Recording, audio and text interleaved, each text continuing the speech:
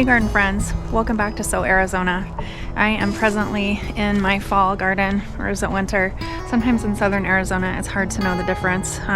We have had some freezing temperatures at night, but then some of the days it's back up into the 80s, and so it doesn't exactly feel like wintertime, but then at the same time in December, which is just in a couple of weeks, we can start planting all of our seeds for summer, like tomatoes and eggplants and peppers and all of those warm season things that feels like we just got done with. When I gardened in other parts of the country that got snow and freezing temperatures most of the winter, it was always really sad to say goodbye to the garden. But in the fall in southern Arizona, it's not so much as a goodbye, but more of a swap out for different things. So by the time I'm getting really tired from the heat and the hard work of the summer and the harvesting and processing of certain perishable things, I am ready for something different. And the something different is all the root vegetables and the leafy greens, and it just makes it so much easier to eat seasonally here, I think. I've got a few harvests left, but really the transition is more about tearing things out, amending the beds, and making those last final harvests.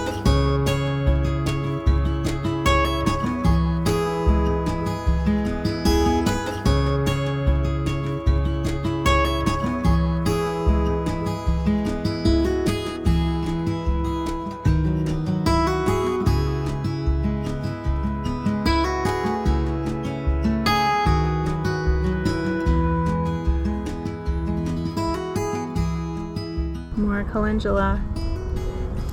These things have been trying to bloom all the way through the summer. I love it that they so readily reseed, although they will take over if you're not careful, but I love calendula, so I'm just going to sprinkle them around. This is the little editing fairy popping in really quickly before we proceed with the rest of the video. As I was editing, I noticed that I had a smudge of dirt on the end of my nose the whole video. This is something that happens to me pretty often and something that my husband laughs at me about all the time. It seems like whenever I come out in the garden, I come back in and I have dirt all over my face. But I love you all, but I am not about to go refilm the entire video because I have dirt on my nose. So just know that I am a real gardener and sometimes that happens. So now that we have that out of the way, let's continue with the video. I spent so much time over the weekend clearing out this triangle bed. This is the bed that I had my cowpeas and my pumpkins and my popcorn growing in this year, and I planted the cowpeas mainly to amend the soil. This is a new bed for me, and it was pretty rocky and pretty dry. Although the beginning soil wasn't too bad, I was pretty surprised by how great it was. It still needs a little bit of work, and so I plan over the next few seasons just to really focus on planting plants that I can amend the soil with, or that will do it for me, like things from the legume family. I have been reading about how runner beans, there are many different kinds. Scarlet runners are probably the most well known, that they are perennial. If you leave the root in the ground, they will form a tuberous root. So that alone is a great reason just to clip it off at the soil line. I'm gonna see what happens. So I did not remove or disturb the roots, I just cut them off. I have a lot of these little stubby roots off, left in the soil.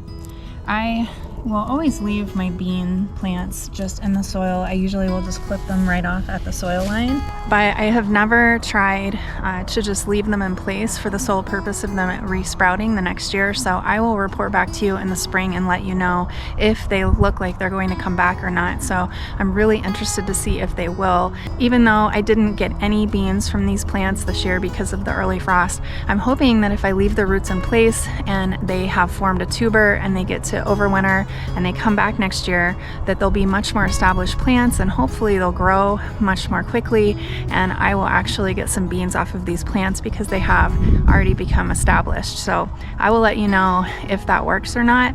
It does get pretty cold here in my yard. I think the low temperature last winter was 18, so I'm a little south of Tucson, so we're generally 5 to 8 degrees cooler at night, so it does get pretty cool here.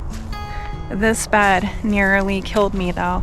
I worked so hard on it. I have got a lot of Bermuda grass in my yard, and that Bermuda grass will just, once it starts and it gets established, it's so hard to get rid of.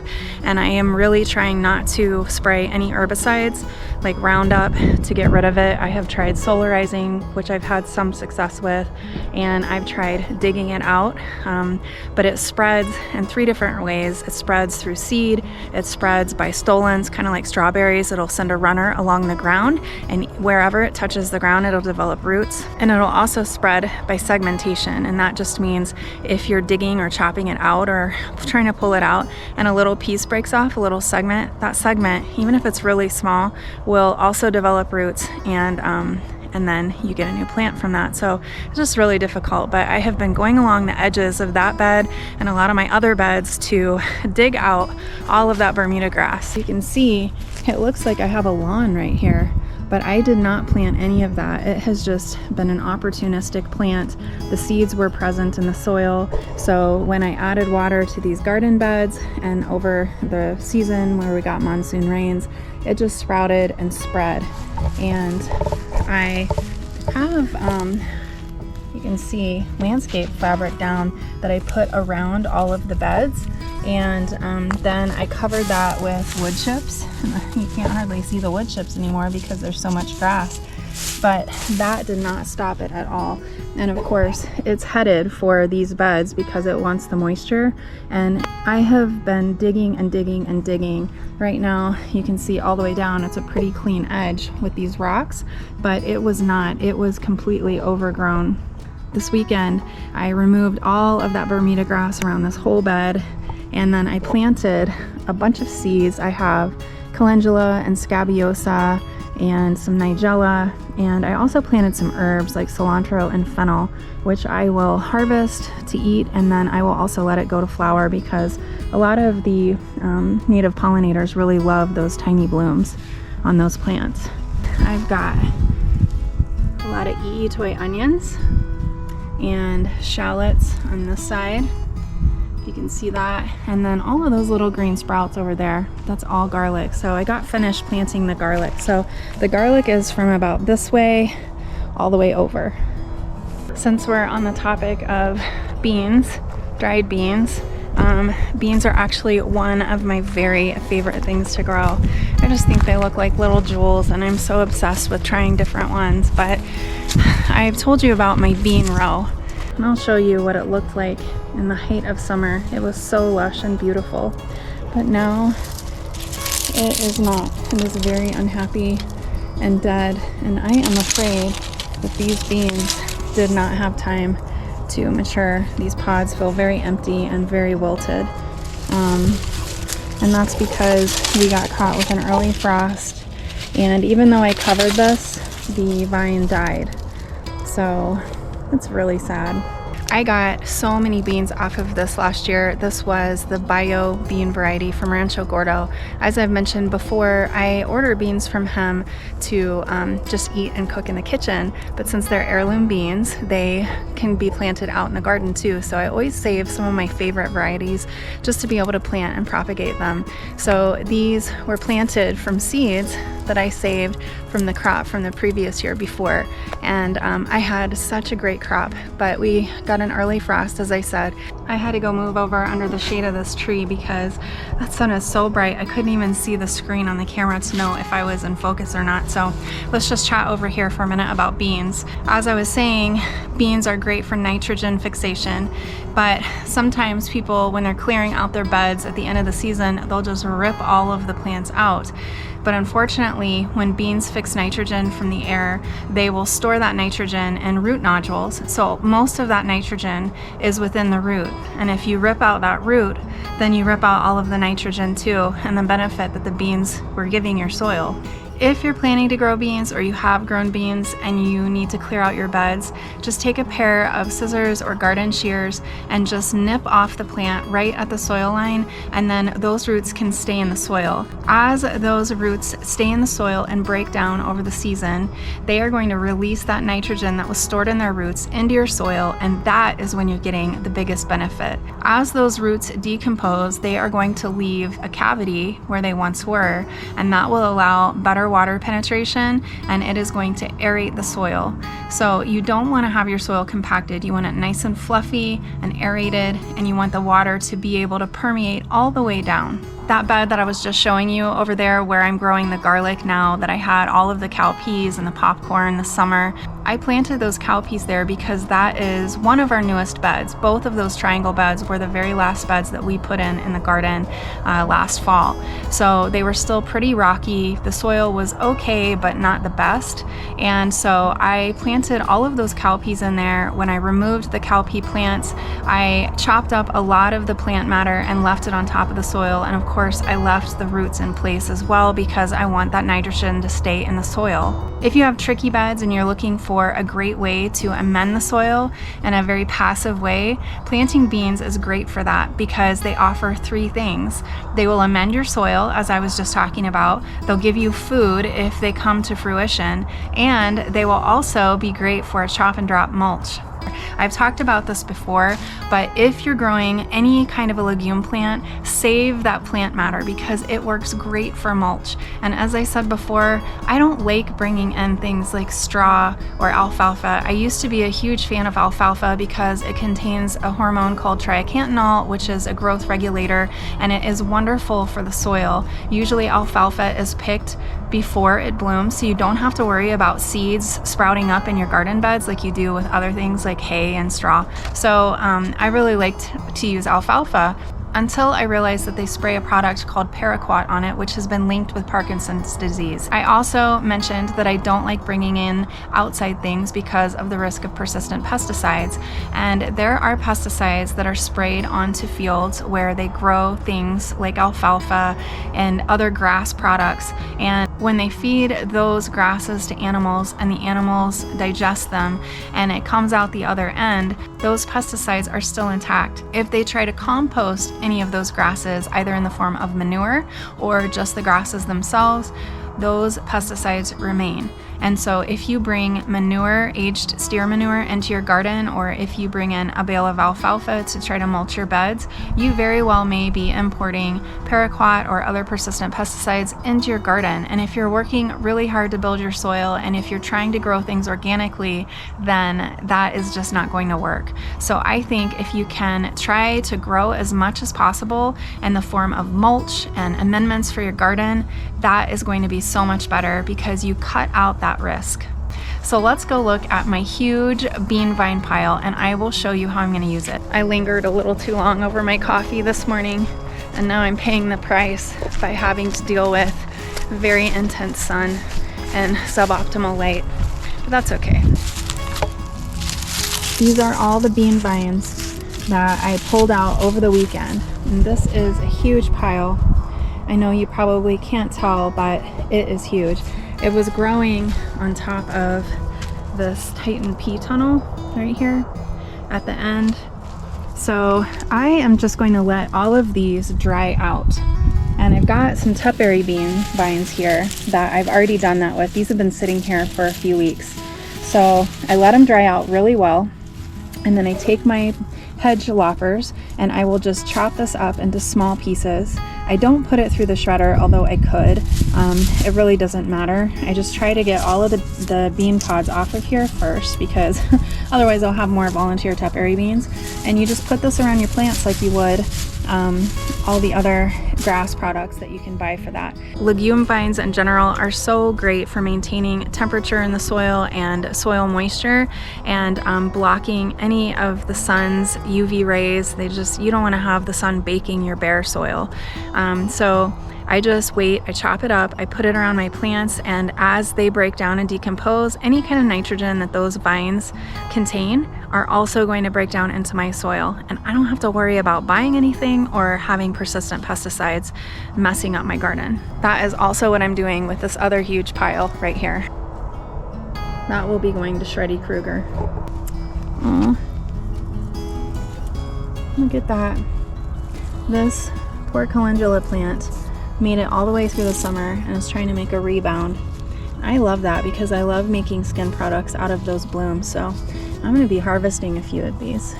I'm going to go harvest the last few of my tupberry beans. I have gotten so many tupberry beans. I'm going to show you how many I have in the house. These beans are all that's left of all the summer beans that I grew, and I missed these.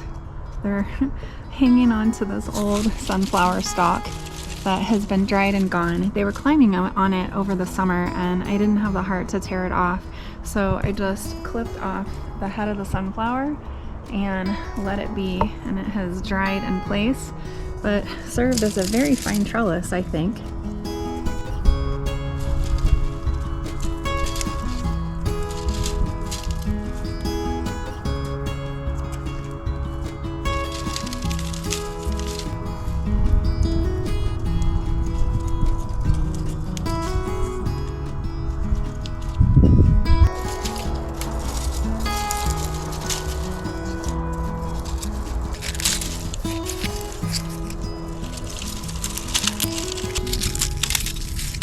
These things just want to dehiss. They just will explode.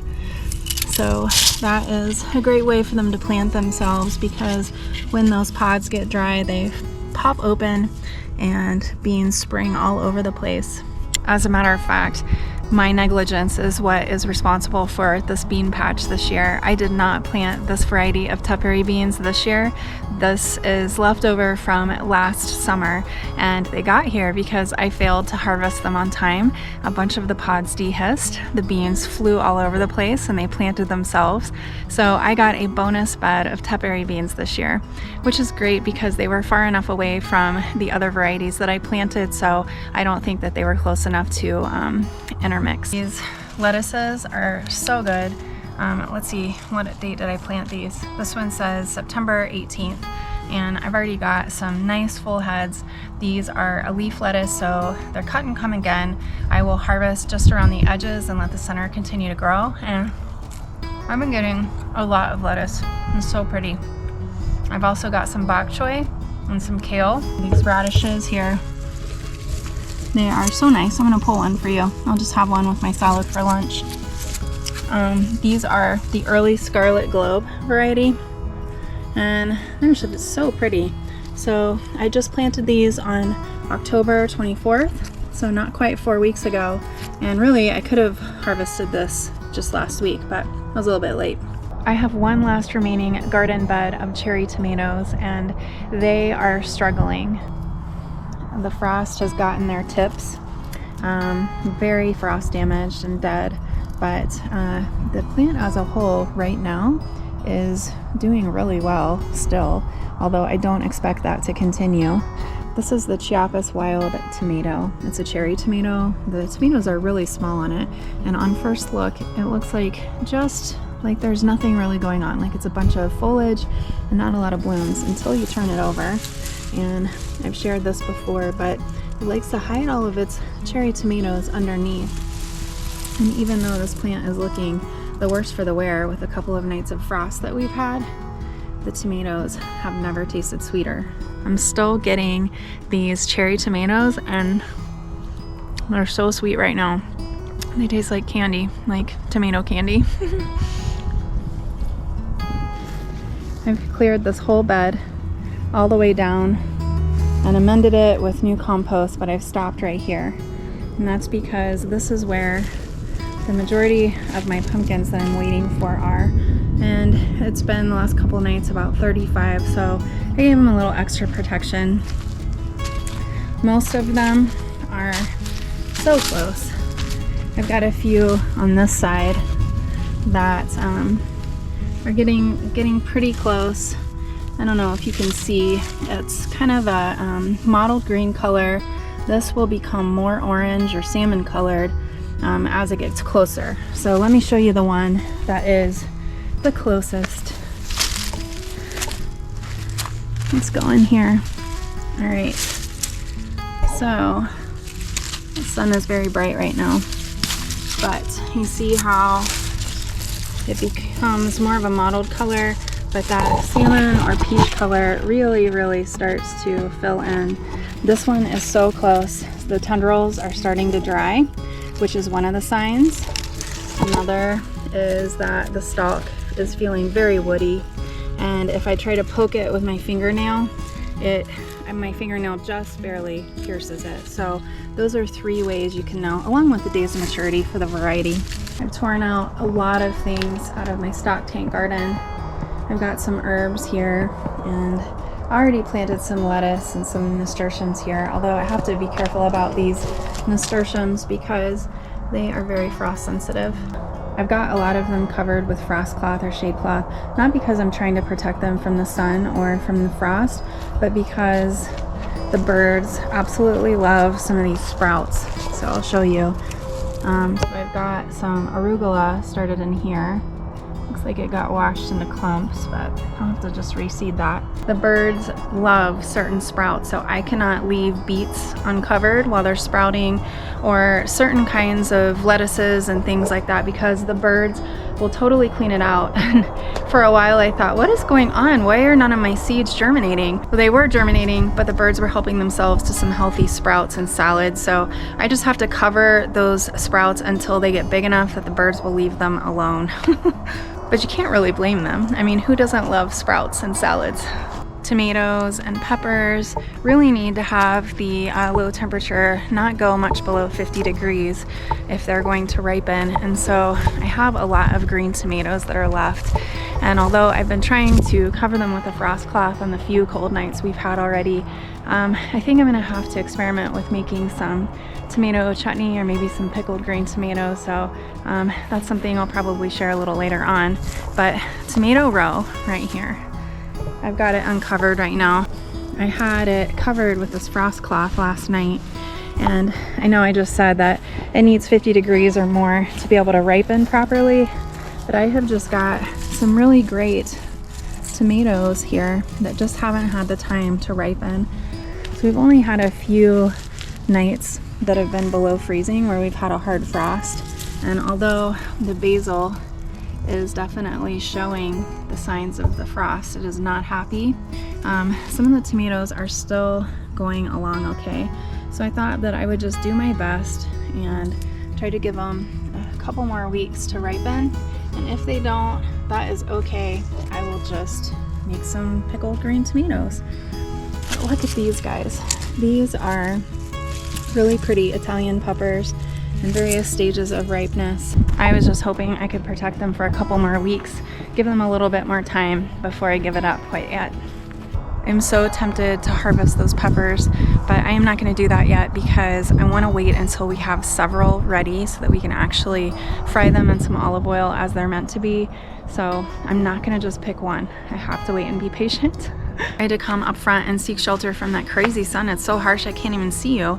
But I wanted to say, if you are gardening in a small space and you are wanting to find the highest value plant for your small space or your pots or your raised beds, beans might not be the best for you if you're looking for something that's going to produce a lot of food, because it takes a lot of plants to be able to produce very much at all. So I grew probably, I don't know, 4 or 5 beds full of beans, and I've got enough for maybe 7 or 8 pots of soup or something like that between all of them. And so even though I got a lot, it takes a lot to really make much of a difference when it comes to the amount that they produce.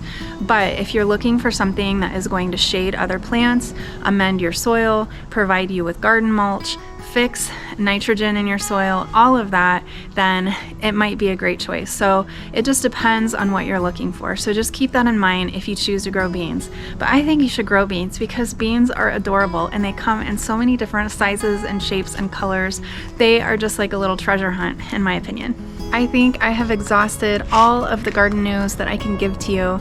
I'm so glad that you came to hang out with me today. I really appreciate it. And I am so appreciating the change in season and the change in foods that I can eat and the cooler weather. So whether you are under a blanket of snow or out in southern Arizona or in the desert like I am, I wish you all very happy gardening. I'm Kara from So, Arizona. Thank you so much for watching. Until next time, happy gardening.